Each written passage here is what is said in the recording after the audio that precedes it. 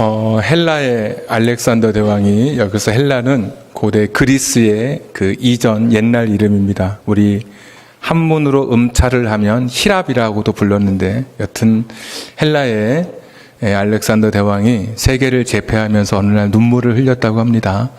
더 이상 정복할 땅이 없어서 눈물을 흘렸다고 하는데, 정복하는 곳마다 이 헬라의 알렉산더 대왕은 헬라의 글과 말을 퍼뜨렸습니다. 확산시켰습니다. 그리고 헬라의 철학, 그리스의 철학이라고 우리가 말하는 아리스토텔레스, 소크라테스 이렇게 알려져 있는 그리스 철학자들, 이 헬라 철학자들의 사상과 문화를 곳곳에 다 이것을 확산시켰습니다. 그래서 헬라 이후에 로마가 무력으로 세계를 제패했지만, 그러니까 헬라가 멸망한 지 200년이 지났음에도 불구하고 우리 신약 성경이 헬라어로 쓰여져 있는 것을 보면, 이 문화라고 하는 것이 힘으로 나라를 점령했지만 사람들의 마음과 그 뿌리 속에 잡고 있는 그 헬레니즘이라고 하는 이 문화, 헬라의 철학과 사고가 그 예수님 시대에도 오늘 이 로마서를 받고 있는 이 로마에 있는 사람들의 마음에도 여전히 헬라 철학, 헬라의 사고가 그들의 그 기저에 자리 잡고 있었던 겁니다.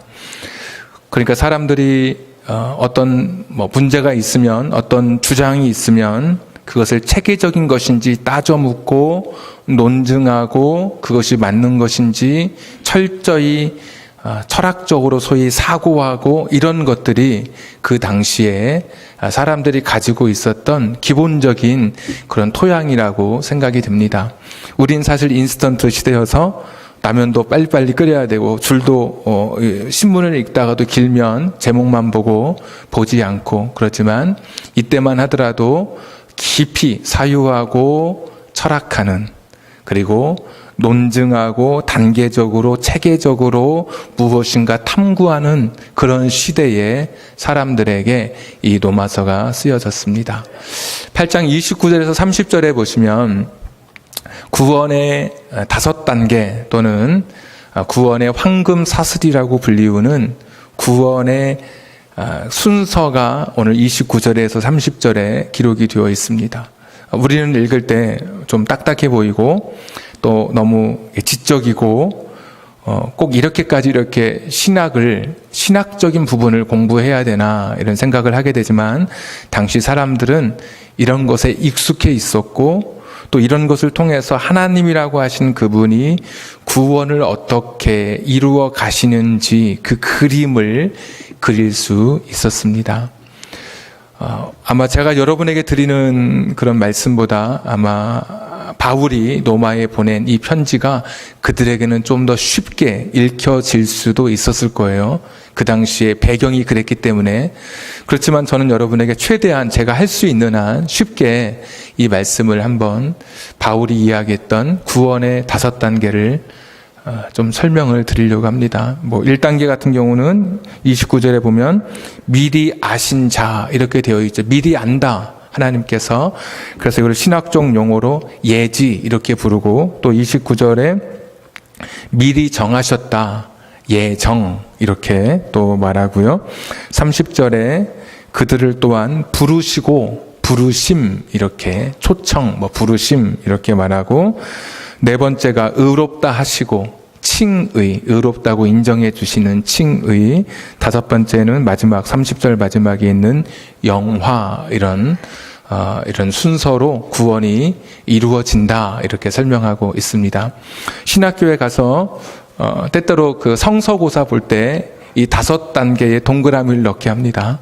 1. 예지, 2. 예정, 3. 부르심, 4. 칭의, 5. 영화. 근데 중간에 비워놓고 괄호를 채워 놓으시오. 실제로 이런 문제가 나오기도 합니다. 자, 우리가 여기까지 말씀을 들으면 어떤 분들은, 약간 신학적 조예가 깊으신 분들은 예정론, 이게 예정론의 말씀이구나, 사람을 미리 정하셨다고 하니까. 근데 성경은 한 줄, 한 단어로 보는 게 아니라 문맥으로 보고 전체로 넓혀서 보는데, 어떤 사람을 천국에 가고 어떤 사람을 지옥에 보내는 하나님이 특별하게 누군가를 선택했다는 그런 이야기를 지금 바울이 하고 있는 게 아니에요. 바울은 이 구원의 목적이 무엇인지 또 얼마나 구원이 확실한 것인지를 설명하고 있어요. 잘 이해가 안 되시죠? 구원의 목적이 무엇인지 왜 구원이 확실한 것인지를 설명하는 부분이 오늘 이 말씀이에요. 제가 조금 더 설명을 드릴게요. 자, 1번. 하나님이 미리 아셨다. 그렇게 이야기해요. 하나님이 미리 아셨다. 우리가 누군가를 향해서 나 저 사람 알아. 그러면 그만큼 내가 관심이 있는 거예요. 너 누구 알아? 나 모르는데? 무관심한 것이죠. 하나님이 우리를 아셨다고 하는 것은 우리 인간을 하나님의 형상대로 창조받은 그 사람들을 하나님이 알고 계신 거예요. 그러니까 하나님이 만드시고 저 멀리 떨어져서 무관심하게 우리와 상관없이 계신 분이 아니라 우리를 아셔요. 모태에서 우리가 만들어지기 전부터 우리의 형질이 구성되기 시작하기 전부터 하나님은 우리를 아셔요. 우리는 언제 우리 아이를 아냐면 좀 커야 오른손잡이인지 왼손잡이인지 알고 좀 키워봐야 이 아이 성향이 첫째와 둘째가 어떻게 다른지 아는데 하나님은 우리가 태어나기도 전에 우리 인간이 어떤 존재인지를 우리 사람에 대해서 하나님이 관심을 가지시고 그러니까 즉 하나님은 우리를 사랑하고 계셨던 것이죠. 그러니까 이미 우리를 갑작스럽게 아시는 것이 아니라 우리가 존재하기 이전부터 하나님은 우리를 알고 계시는 우리 인간을 사랑하시는 그런 하나님으로 등장해요. 자, 두 번째 예정 그랬습니다. 미리 정하셨다. 자, 근데 미리 정하셨다라고 말하기 전에 29절에 보면 아주 중요한 이야기가 있어요. 29절. 하나님이 미리 아신 자들을 또한 그 아들의 형상을 본받게 하기 위하여 미리 정하신 거예요. 아들의 형상을 본받게 하기 위하여. 그러니까 사람을 구원하기로 정하셨는데 이유가 무엇이냐? 아들의 형상, 예수님처럼 살아가도록 우리를 구원하기로 결정하신 거예요. 자, 예수님은 어떤 분이셨냐? 죄에 대해서는 죽고 의에 대해서는 살아 계신 분, 하나님께는 살아있는 분. 근데 우리 인생은 어떤 존재입니까? 날마다 죄 앞에 무너지고 실패하고 좌절해요. 죽음의 공포 속에 짓눌려 살아요. 죄와 죽음을 우리 힘으로 이길 수 없는 존재였어요. 그 수많은 시간 동안 사람들이 죄 앞에 굴복하고 죽음 앞에 허망하게 죽음 앞에서 모든 것이 산산조각 나는 그런 아픔을 하나님께서 이미 알고 계셨던 거예요. 당신의 형상으로 지음받은 우리들이 죄와 죽음 앞에 굴복하고 절망하고 있는 것을 보시고 예수님처럼 우리를 살게 하시려고 예수님을 본받게 하시려고 죄를 이기고 죽음을 이기신 예수님을 우리가 뒤따라 가도록 여기 보면 또 맏아들이 되게 한다 그랬거든요. 그러니까 우리가 예수님과 같은 형제가 되도록 예수님의 뒤를 잇도록 우리를 정하셨어요. 구원하기로 결정하신 거예요. 그냥 죄 가운데 이런 죽음의 공포 속에 짓눌려 있던 우리들을 그냥 두지 아니하시고 내가 저들을 예수님처럼 죄와 죽음을 이길 수 있는 존재로 구원하기로 미리 예정하셨다는 말은 일찌감치 하나님께서 결정하신 거예요. 그냥 저렇게 죄 가운데 살도록 내버려 두어서는 안 되겠다. 절망 가운데 인생을 마치도록 그냥 두어서는 안 되겠다. 내가 저들을 구원해야 되겠다. 일찌감치 구원을 하나님께서 결정하셨어요. 세 번째 단계 부르심이에요. 약 2000년 전에 역사의 한 시간에 예수 그리스도께서 이 땅에 오셨어요. 그리고 이렇게 말씀하셔요. 나는 세상의 빛이야. 이 어둠 속에서 절망하고 있는 앞을 보지 못하는 사람들 향해서 나는 세상의 빛이야. 내가 너희들에게 빛이 되어줄게. 나는 양의 문이야. 울타리가 없고 만약에 그 잠잘 수 있는 자기의 그런 우리 안에 들어가는 문을 찾지 못하면 절벽으로 떨어지거나 가시덤불에 걸리거나 또 이리에 먹이가 될 수밖에 없는데 그날 이 우리 안에 들어오면 그 양의 문 안에 들어오면 완벽하게 편안하게 그 밤 잠들 수 있는 그런 안전함, 평안함을 주실 수 있는 내가 양의 문과 같은 존재야. 내게로 들어오면, 너희들이 내게로 오면 너희들의 참 쉼과 안식을 얻을 거다. 세상이 줄 수 없는 평안을 너희가 얻게 될 거야. 나는 생명이고 나는 부활이야. 죽음을 넘어서 나는 길이고 진리고 생명 그 자체야. 나는 참 포도나무야. 너희들이 세상에 의지하고 누군가에게 붙어서 어떤 종교, 어떤 철학, 어떤 지식을 이렇게 접하여 살면 나중에 지나고 나면 아무 열매도 거두지 못할 걸. 그러나 너희가 나와 함께하면, 나에 접붙이면, 내가 너희 안에, 너희가 내 안에 있으면 많은 열매를 맺어. 포도나무처럼.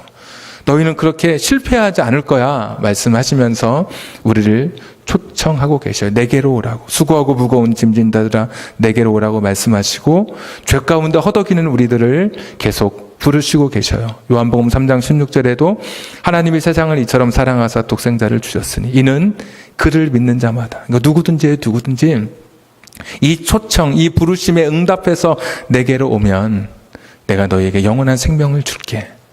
이것이 주님의 메시지예요. 우리는 오늘 이 부르심에 응답해서 여기 온 사람들이에요. 주님 앞에 온 사람들이에요. 그 다음 단계가 바로 칭의라고 하는, 의롭다고 인정받는 거예요. 구약이나 신약이나 의인이라고 하는 단어는 죄인의 반대말로 알고 있지만 사실은 좀 달라요. 의인은 하나님과 관계가 바르게 된 사람을 의인이라고 말해요. 그러니까 우리가 죄인이다 그러면 자꾸 도덕적 죄인을 말하는데, 의인하면 또 거꾸로 도덕적 의인이라고 생각하는데 그렇지 않아요. 여전히 죄인이지만 예수 그리스도의 십자가를 내가 믿고 그 보혈을 의지함으로 내가 하나님께로 가는 길이 열렸어요. 화목하게 되었고 또 신분이 변화되는데 하나님의 양자가 되는 그런 지위를 부여받게 돼요. 그러니까 칭의, 예수님 믿고 내가 예수님의 부르심에 응답하는 순간 하나님의 자녀가 되고 의인이 되는, 하나님과 바른 관계를 맺는 이 칭의의 단계를 우리가 거치게 되죠. 이게 네 번째 단계죠. 그리고 여기는 생략되어 있지만 성화, 거룩한 삶을 살아가는 그런 성화의 삶을 지나서 영화에 이르게 돼요. 다섯 번째 단계. 이 영화는 더 이상 아프지 않은 몸을 갖는 그런 단계예요. 이렇게 불완전한 세상 속에서 하루하루 버텨가는 삶이 더 이상 존재하지 않은 퍼펙트한 세상, 하나님 나라예요. 눈물도 없고 아픔도 없고 악이 공존하지 않는, 왜 부조리함이 나를 정말 절망시키지 않게 만드는, 의인이 정말 번영하는, 악인이 득세하는 그런 나라가 아닌 완벽한 하나님의 나라, 그 삶을 누리는 것이 영화의 삶이에요. 썩을 몸도 아니고 약한 몸도 아니고 아픈 몸도 아닌 강하고 빛나고 확실한 온전한 부활의 몸을 입는 그때를 가리켜서 영화라고 이야기해요. 자, 구원의 다섯 단계가 제가 한번 다시 다 요약해 드리면, 나를 미리 알고 계시는 그 하나님, 내 이름을 알고 계시는 하나님께서 우리가 죄로 인해 절망, 죽음의 공포에 짓눌려 있는 것을 보시고 우리를 구원하기로 미리 일찌감치 결정하셨어요. 그리고 예수 그리스도를 이 땅에 보내서 우리를 불러주셔요. 초청하셨어요. 어떤 사람은 엄마한테 초청받아서 온 사람도 있고 옆에 친구한테 초청받기도 하고 지나가다가 교회에서 들려오는 음악을 듣고 그 초청을 받아들여서 교회에 나온 사람도 있고, 가지각색이지만 그 초청을 받아서 그 부르심에 응답해서 우리가 이곳에 왔어요.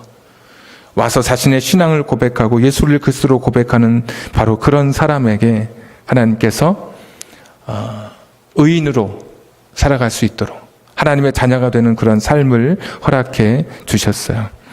예수 그리스도 그분을 통해서 우리가 하나님의 자녀가 되는, 죄인의 신분이었던 우리가 의로운 그런 사람으로 인정받아서 마지막 그 성화의 과정을 거쳐 영원한 하늘나라, 죽음에 이르는, 영화에 이르는 그런 단계가 우리 구원의 단계로 바울이 설명하고 있어요.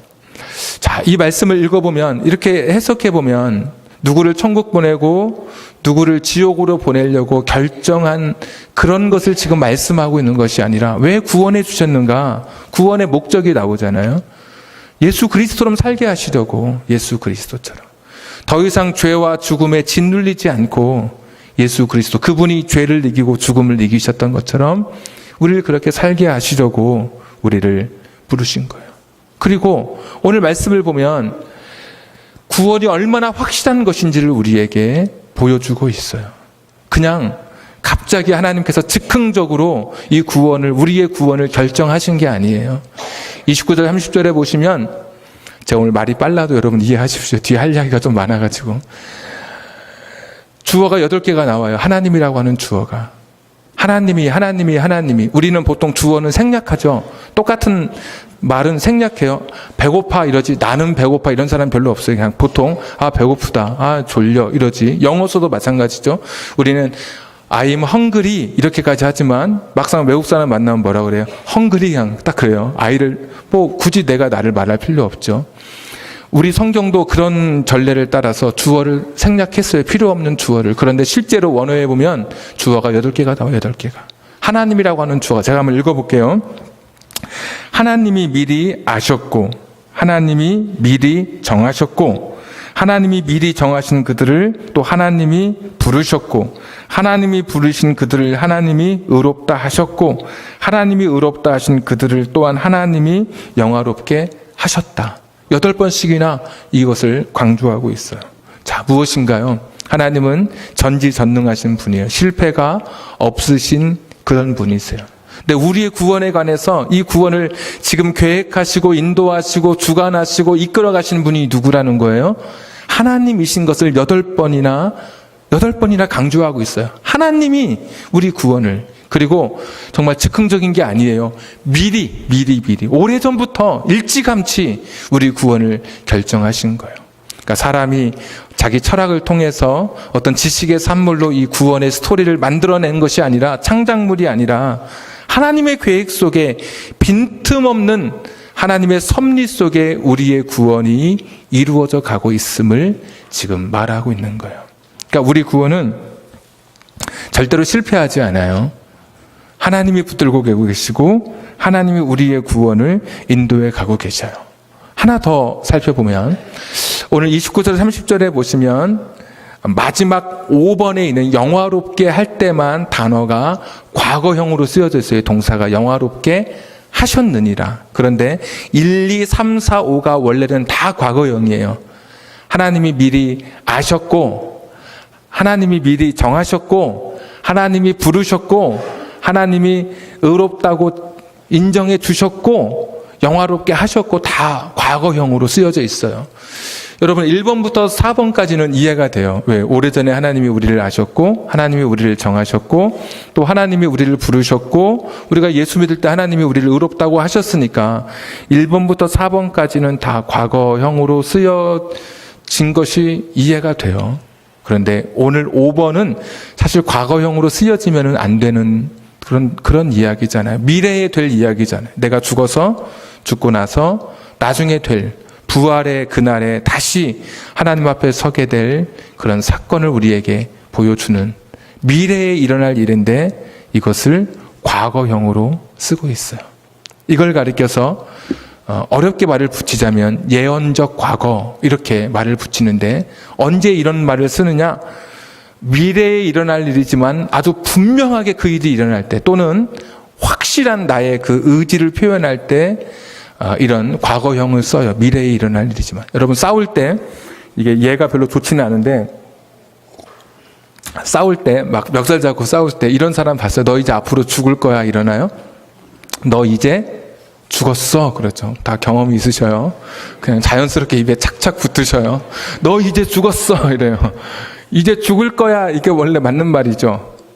이제 앞으로 할 일이니까. 그런데 이미 내 마음속에는 그 사람을 죽이기로 한 거예요. 이미 그 정도로 내가 이미 확실한 나의 의지가, 나의 분명한 나의 결단이 담겨 있어요. 너 이제 죽었어.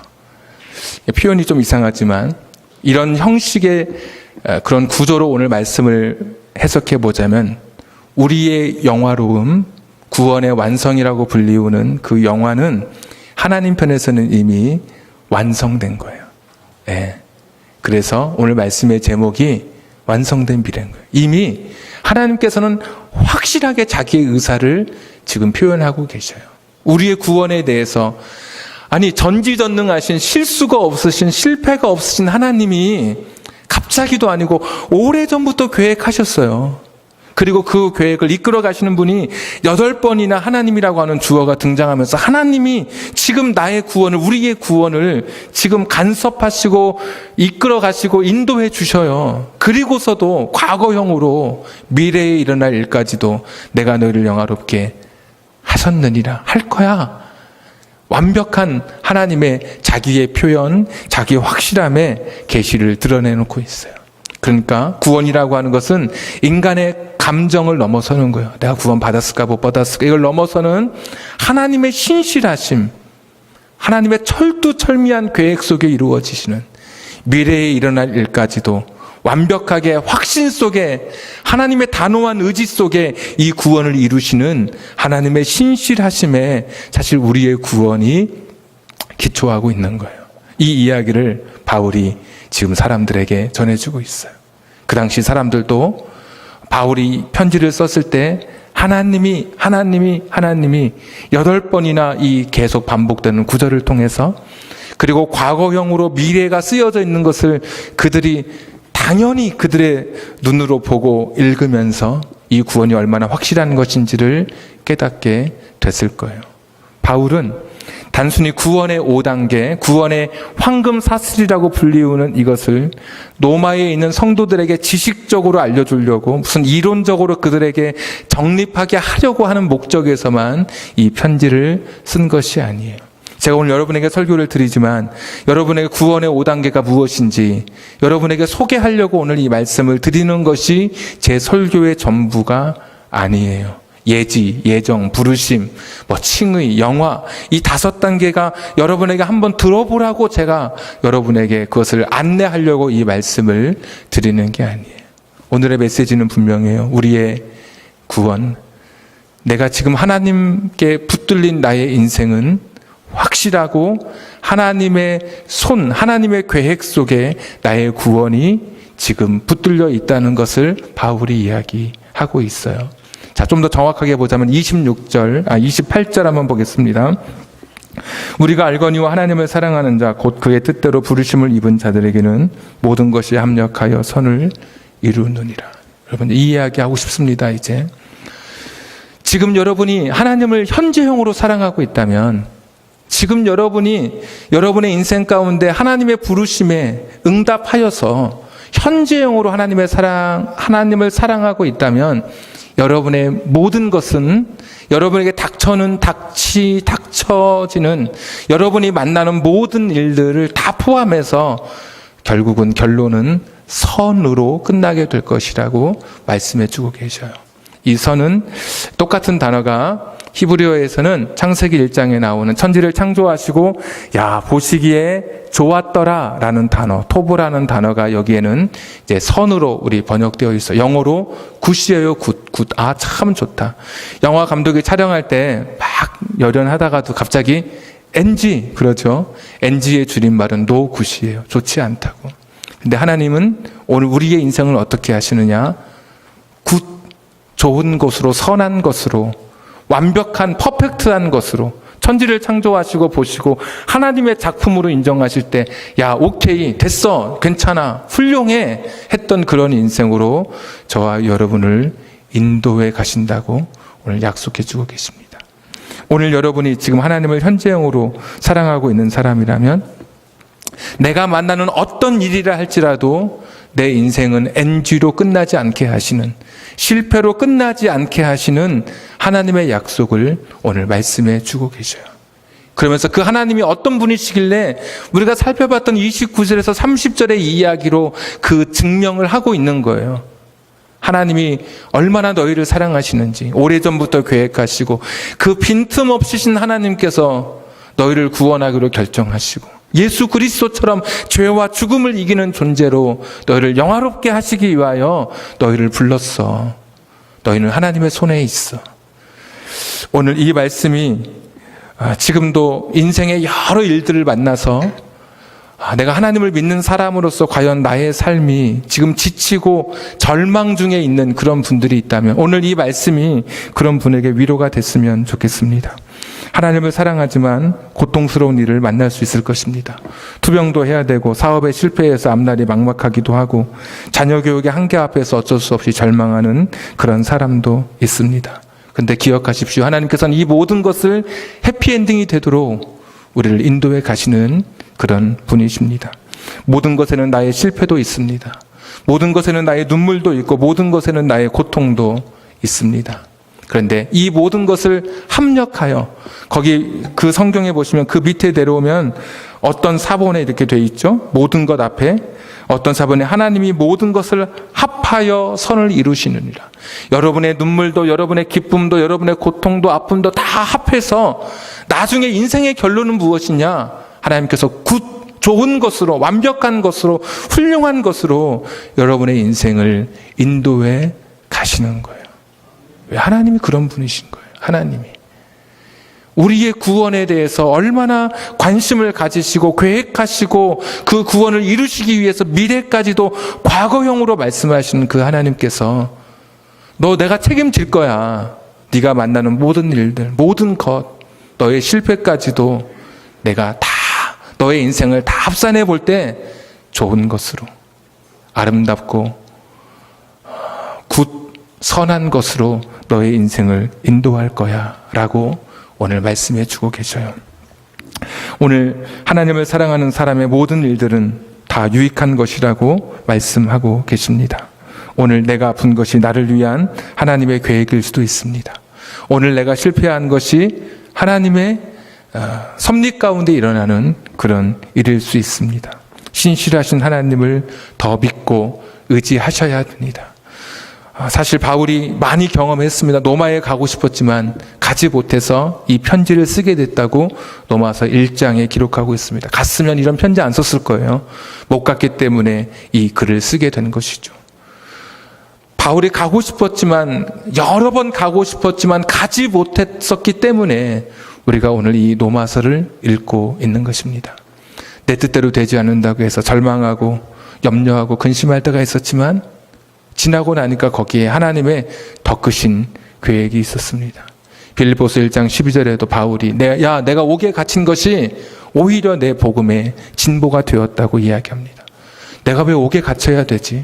내가 나가서 복음을 전해야 되는데 자신은 실패라고 생각하고 좌절이라고 생각하고 큰 것이 내 앞에 막혀 있다고 생각했었는데 내 뜻대로 되지 않아서 절망했는데 지나고 났더니 그것이 하나님의 더 큰 계획이었음을 그는 고백하고 있습니다.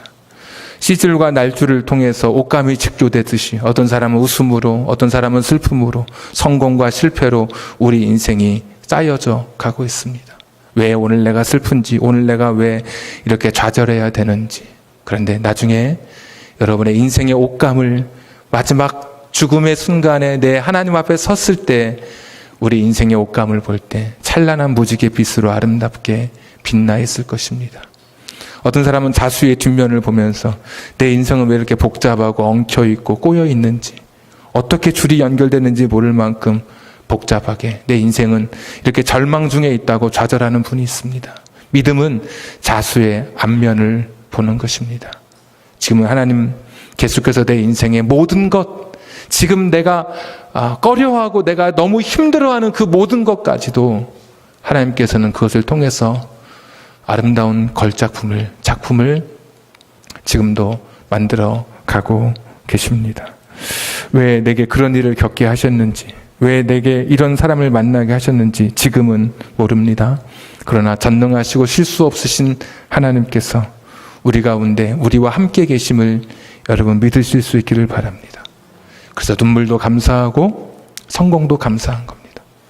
오늘의 고통 앞에서도 견디고 웃을 수 있고 버틸 수 있는 이 인내와 용기를 갖는 것은 신실하신 그 하나님, 나를 붙드시기 위하여 모세처럼 내 이름을 아시고 나를 구원하기로 오래전부터 작정하시고 결정하시고 그러나 주님 앞에 서는 그날까지 미래의 사건까지도 과거형으로까지 힘주어 말씀하시면서 우리의 구원, 우리의 붙드심을 결코 놓지 않으신다고 하는 주님의 이 확신이 오늘 우리를 버티게 하는 것입니다. 32절까지 읽었는데 31절에 보면 하나님이 우리 편이라고 이야기하고요. 32절에 보면 야, 내가 아들까지 내가 너희들 위해서 주었어. 아들까지 주었는데 내가 너희들 위해서 주지 못할 게 무엇이 있겠니? 라고 말씀해 주셔요. 그러니까 너 뭐 걸어. 약속할 때 우리 그런 거 하잖아요. 너 뭐 걸어. 너 돈 10,000원 내기 해. 아니면 뭐 더 크게도 이야기하잖아요. 예수님, 하나님은 예수님을 약속의 그걸로 걸었어요. 우리에게. 자, 봐. 내가 나의 아들 예수를 내가 너희에게 준다. 이것이 내 약속의 확실한 그 꼭꼭 새끼손가락 걸듯이 이게 나의 약속의 표야. 내가 너희들에게 지금 오늘 우리가 염려하고 있고 지금 어려움 속에 있다면 하나님이 우리를 대적하기 위해서 하시는 게 아니라 우리를 영화롭게 하시는 것을 취소해서 우리가 어려움을 겪는 게 아니에요. 이미 이루어진 구원과 아직 오지 않은 그 구원 사이에 낀 세대의 잠시의 어려움일 뿐이에요. 하나님의 사랑은 여전히 변함없어요. 또 거꾸로 계속 올라가면 그렇기 때문에 8장 26절에 계속해서 연약한 우리를 위해서 성령님께서 기도해 주셔요.